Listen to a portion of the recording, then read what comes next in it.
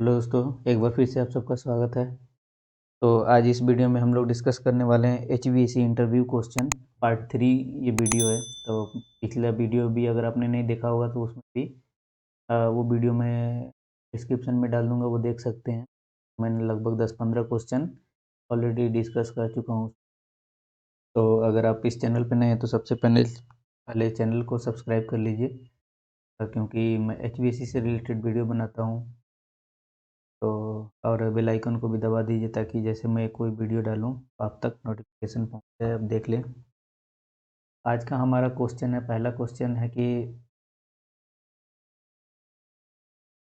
जैसे हम HVAC में जो डक्ट यूज करते हैं तो इंटरव्यूअर आपसे पूछ सकता है कि किस टाइप का डक्ट गेज हम लोग नॉर्मली यूज करते हैं। तो देता हूँ, क्वेश्चन है आज,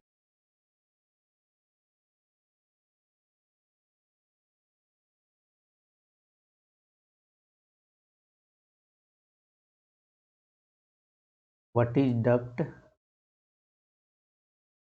डक्ट गेज नॉर्मली वी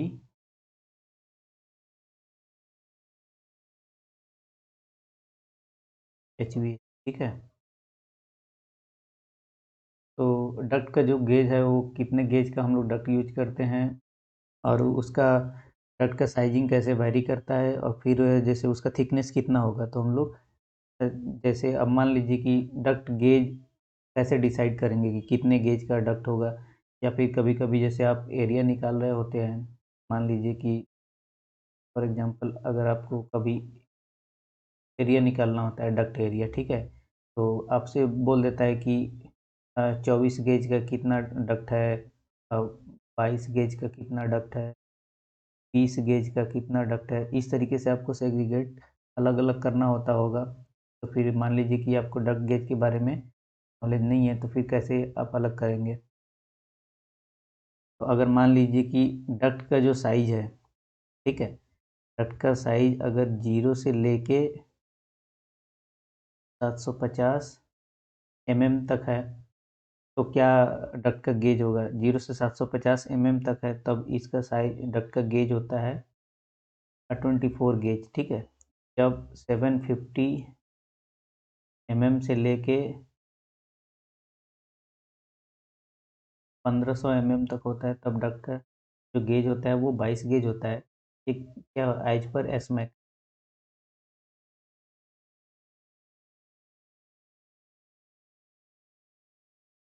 एसमैकना एक स्टैंडर्ड है जिसके बेसिस पे हम लोग डक्ट डिजाइनिंग, डक्ट कंस्ट्रक्शन वगैरह जो भी जैसे फैब्रिकेशन होता है वो इस स्टैंडर्ड के बेस पे होता है। तो ये एक स्टैंडर्ड आपको याद रहना चाहिए कि डक्ट का जो भी हम लोग काम करते हैं वो एसमैकना के बेस पे किया जाता है। तो अब फिर मान लीजिए अब डक्ट का साइज अगर 1500 से लेके 1500 से लेके 2250 तक है, तो क्या होगा, डक्ट का गेज 20 गेज होगा। और फिर एबव 2250 फिर आ जाता है 18 गेज। मैं जो ये बात कर रहा हूँ 0 से 750, ये क्या है, ये डक्ट का विड्थ है। ये सब अगर मैं बात कर रहा हूँ, ये क्या है, डक्ट का विड्थ है। अगर मान लीजिए डक्ट का चौड़ाई ये अगर आपका डक्ट है ऐसे, ये विड्थ होता है डक्ट का और ये हाइट होता है, ठीक है। ये आपका डक्ट का क्रॉस सेक्शन है। तो ये विड्थ हो गया यहाँ से यहाँ तक ये डक्ट का विड्थ हो गया, और ये हाइट हो गया। तो अभी हम लोग जैसे जब डक्ट का साइज अगर यहाँ से 0 से 750, अगर मैक्सिमम यहाँ से ये साइज अगर मान लीजिए कि ये साइज पूरा यहाँ से लेके तक अगर 750 से कम है, तब जो डक्ट का हम लोग सीट का गेज सेलेक्ट करेंगे वो 24 गेज होगा। मान लीजिए ये इसको फैक्ट्री फैब्रिकेटेड करना है, अगर फिर आपको सीट ऑर्डर करना है, तो फिर आप यहाँ पे 24 गेज का डक्ट जो GI सीट आता है जो 24 गेज का, वो आप ऑर्डर करेंगे, ठीक है। तो अब फिर इसका थिकनेस देख लेते हैं कि 24 गेज में जो जीआई सीट का थिकनेस होगा वो कितना होगा। 24 गेज में इसका डक्ट का जो थिकनेस होगा 0.63 होगा। और फिर 22 गेज में इसका थिकनेस आपका हो जाएगा 0.8 और 20 गेज में होगा 1.00 और फिर आपका आ जाएगा 18 गेज में 1.25 तो जैसे ये मैंने यहाँ से यहाँ तक क्या था आपका डक्ट का, ये डक्ट विड्थ हो गया और ये आपका क्या हो गया, डक्ट का गेज हो गया, डक्ट का गेज हो गया और ये क्या हो गया, डक्ट का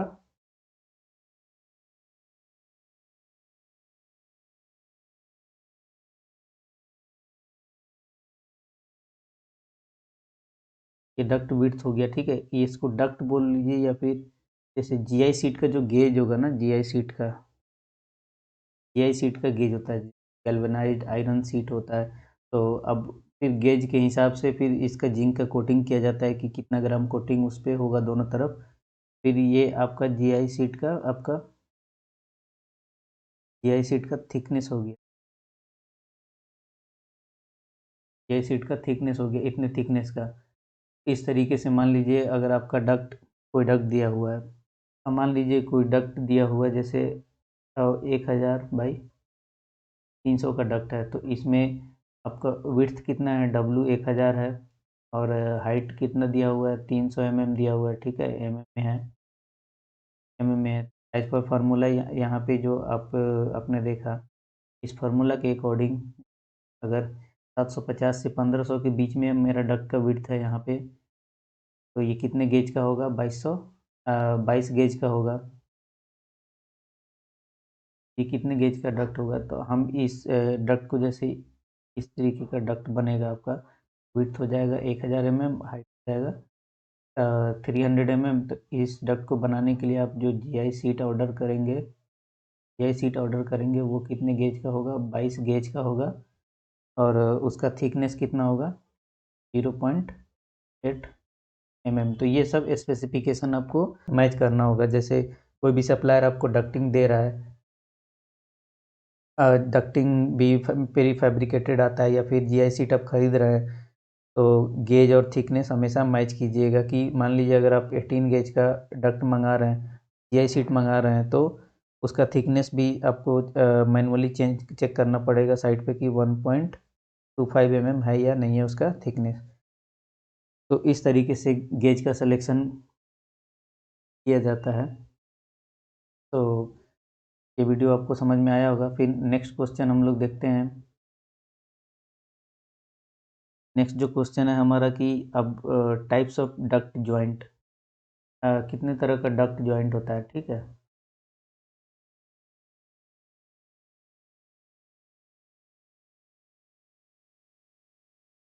टाइप्स ऑफ डक्ट जॉइंट। अब डक्ट जॉइंट कितने तरीके का होता है, एक तो आपका मान लीजिए जैसे स्लिप जॉइंट एक होता है, स्लिप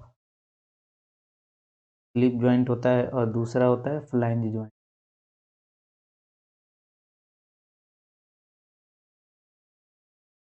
फ्लैंज जॉइंट होता है। अब स्लिप जॉइंट कैसे होता है, मान लीजिए जैसे ये एक डक्ट ऐसे आ रहा है, ठीक, यहाँ से ये डक्ट इधर से आ रहा है, ये डक्ट ये हो गया, दोनों सीट जीआई सीट का एज है, तो दोनों का क्या किया जाता है कि यहाँ पे एज को थोड़ा सा ऐसे मोड़ देते हैं और इस तरीके का यहाँ पे एक टी टाइप का क्लीट बना के अंदर ऐसे लगा दिया जाता है। लगाने के बाद इसको जैसे हैमर से प्रेस कर देते हैं हम लोग, तो ये दोनों जैसे सीट क्या हो जाता है, आपस में कनेक्ट हो जाता है। और दूसरा जैसे फ्लैंज जॉइंट कैसे होता है, तो फ्लैंज जॉइंट में जैसे इसको नॉर्मली डक्ट साइड पे अब क्या बोलता है सब कि इंडियन स्टाइल में डक्टिंग है और अमेरिकन स्टैंडर्ड है। जैसे फ्लैंज, एक्चुअली जो फ्लैंज जॉइंट होता है, फ्लैंज जॉइंट में क्या होता है कि मान लीजिए ये एक डक्ट है और इसका ये फ्लैंज होता है, ठीक है, फिर दूसरा डक्ट ऐसे हो गया और इसका फ्लैंज ये है। अब दोनों डक्ट को जोड़ते हैं तो के बीच में फिर हम लोग क्या करते हैं कि गैस्केट लगा देते हैं। के बीच में इस गैप को भरने के लिए गैस्केट लगा दिया जाता है फ्लैंज जॉइंट में। फिर यहाँ पे ऐसे नट बोल्ट लगा देते हैं, तो दोनों तरफ से डक्ट क्या हो जाता है कि ज्वाइन हो जाता है। मान लीजिए फिर ये डक्ट हो गया, ये डक्ट हो गया, एक ही तरह से ये दोनों को हम लोग फिर गैस्केट लगा के बंद कर देते हैं। तो यहाँ से यहाँ तक पूरा। फिर इसके ऊपर क्या होता है कि इस जॉइंट के ऊपर फिर ऐसे इंसुलेशन कर दिया जाता है, जॉइंट इंसुलेशन जिसको बोलते हैं। तो मेनली ये स्लिप जॉइंट और फ्लैंज जॉइंट डक्टिंग का यूज होता है साइड पे। प्री फैब्रिकेटेड है, अ, तो उसमें मैक्सिमम फ्लैंज जॉइंट बन के आता है फैक्ट्री से। और जो साइड फैब्रिकेशन होता है डक्ट, उसमें स्लिप जॉइंट का यूज करते हैं। तो यही इस टाइप का ऐसे सी टाइप का क्लिप जॉइंट बनाते हैं, और डक्ट का फिर ऐसे फ्लैंज बना के इसके अंदर इसको ऐसे लगा दिया जाता है। ठीक है। फिर नेक्स्ट क्वेश्चन है हमारा कि कौन कौन सा स्टैंडर्ड एचवीएसी में यूज होता है। ऐसे बोल सकते हैं कि विच स्टैंडर्ड यूज एचवीएसी। इस तरीके का फिर क्वेश्चन पूछ सकता है कि कौन कौन सा स्टैंडर्ड यूज करते हैं एचवीएसी में। तो पहला होता है, जैसे अगर इंडिया में काम कर रहे हैं तो इंडिया में फॉलो किया जाता है इसरे को, RA, इसरे होता है इसरे स्टैंडर्ड। फिर आपका एक स्टैंडर्ड होता है अमेरिकन स्टैंडर्ड हो गया, जैसे इसरे हो गया ASHRAE, इसरे हो गया। ठीक है। फिर नेक्स्ट आ जाता है आपका एक एसमैकना आ गया। तो इसरे का फुल फॉर्म होता है, जैसे Indian society of heating refrigerating and air conditioning engineers होता है। सेम वैसे ही American society of heating refrigerating air conditioning engineers हो गया।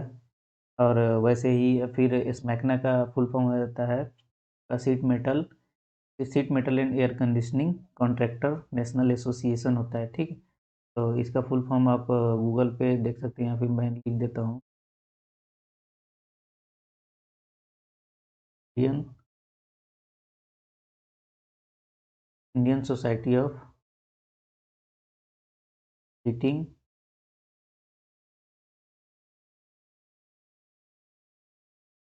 Refrigerating air air conditioning engineers. ठीक है। सेम वैसे ही इसमें क्या हो जाता है कि यहाँ इंडियन सोसाइटी है, यहाँ पे क्या हो जाता है अमेरिकन सोसाइटी हो जाता है। ये अमेरिकन सोसाइटी हो जाता है। फिर नेक्स्ट जैसे इसका स्मैकना का फुल फॉर्म हो जाता है seat metal and air conditioning contractor होता है, कॉन्ट्रैक्टर्स नेशनल एसोसिएशन।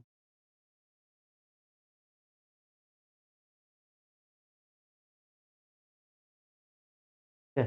ये स्मैकना का फुल फॉर्म हो गया। तो ये तीन स्टैंडर्ड बेसिकली यूज होता है एचवीएसी में, इसरे, एसरे एंड स्मैकना। ठीक है। फिर आइए देखते हैं next question.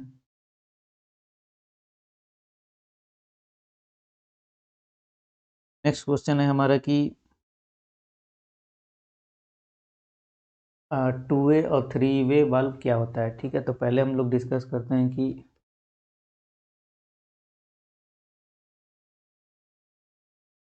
What is 3 way. 3 way valve क्या होता है। तो बेसिकली 3 वे वाल्व हम लोग जैसे चिल वाटर सिस्टम में यूज करते हैं।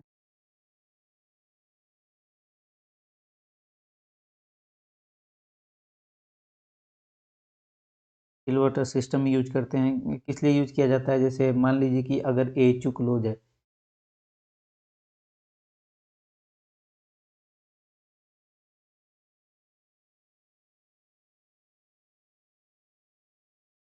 अगर एचयू क्लोज है, ठीक है, या फिर रनिंग है, तो उस केस में क्या होता है कि वाटर का रिक्वायरमेंट नहीं है। अगर जैसे मिनिमम लोड पे रन हो रहा है, क्लोज है, या फिर रनिंग है, मान लीजिए कि 50% लोड पे 50% लोड पे रनिंग है। और क्या होता है कि अगर डिज़ाइन जीपीएम कितना है, अगर फॉर एग्जांपल अगर डिज़ाइन जीपीएम आपका 1000 जीपीएम है, 50% लोड पे ये रन हो रहा है, तो कितना रिक्वायरमेंट है जीपीएम का? 500 जीपीएम हमको चाहिए। अब 500 जीपीएम चाहिए, तो अब 500 जीपीएम तो एक्स्ट्रा कूलिंग हो रहा है, जा रहा है पानी। उस पानी को क्या करता है कि थ्री वे वाल्व आपको रिटर्न कर देता है, रिटर्न लाइन में वो वापस फिर से प्राइमरी पंप, तो उसको सक करके फिर चिलर में भेज देता है। अब मैं दिखाया था थ्री वे वाल्व कैसा होता है। ये जैसे ये एक वाल्व दिख रहा है आपको, थ्री वे वाल्व, उस बेसिकली ये हो गया आपका कि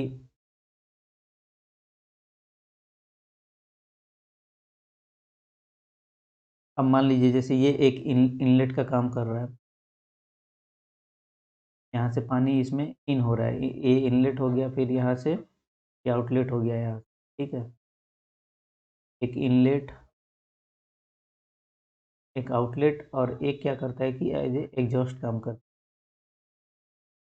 अगर पानी का रिक्वायरमेंट नहीं है तो एग्जॉस्ट करते हैं, या फिर आपको रिटर्न कर देता है रिटर्न लाइन में वाटर को।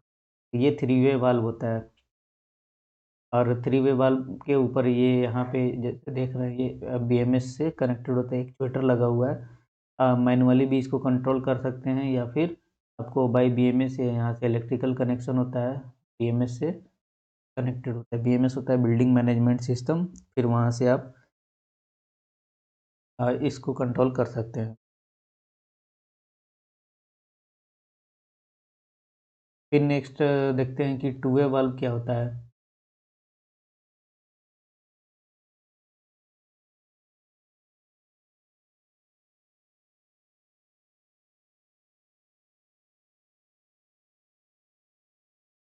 तो टू वे वाल्व भी वाटर को रेगुलेट करता है और कंट्रोल करता है चिल वाटर सिस्टम में। इसमें फॉर एग्जांपल मान लीजिए एक टू वे वाल्व लगा हुआ है, ठीक है। टू वे वाल्व के ऊपर ऐसे एक एक्चुएटर लगा होता है। एक्चुएटर एक्चुएटर होता है जो कि बीएमएस से कनेक्टेड होता है। और टू वे वाल्व में फिर आपका आ गया, जैसे ये एक इनलेट हो गया, एक आउटलेट हो गया। एक इनलेट होता है, एक आउटलेट होता है। यहाँ पे थ्री वे वाल्व के जैसे यहाँ पे कोई एग्जॉस्ट लाइन नहीं है, या फिर रिटर्न करने के लिए, तो नॉर्मली रेगुलेट द करता है। तो यहाँ पे मैं लिख देता हूँ definition,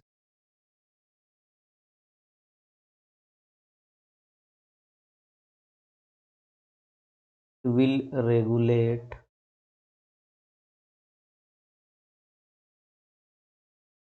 the flow of water as per demand, ठीक है।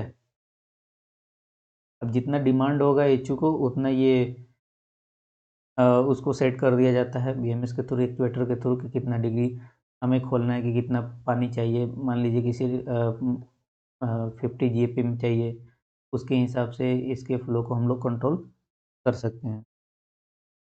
और हमेशा ये कहाँ पे फिट होता है?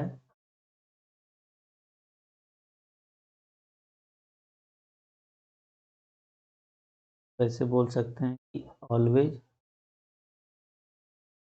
फिटेड इन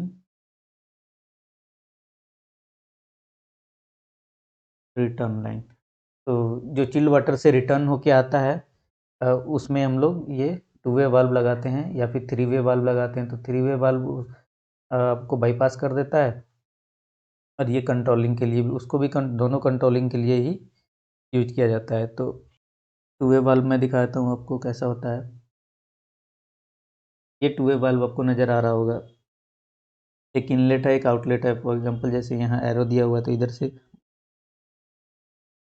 इधर से इनलेट है, और ये आउटलेट है, और इसके ऊपर एक्चुएटर लगा हुआ है, और मोटराइज्ड है, जैसे बीएमएस के थ्रू कंट्रोल कर सकते हैं।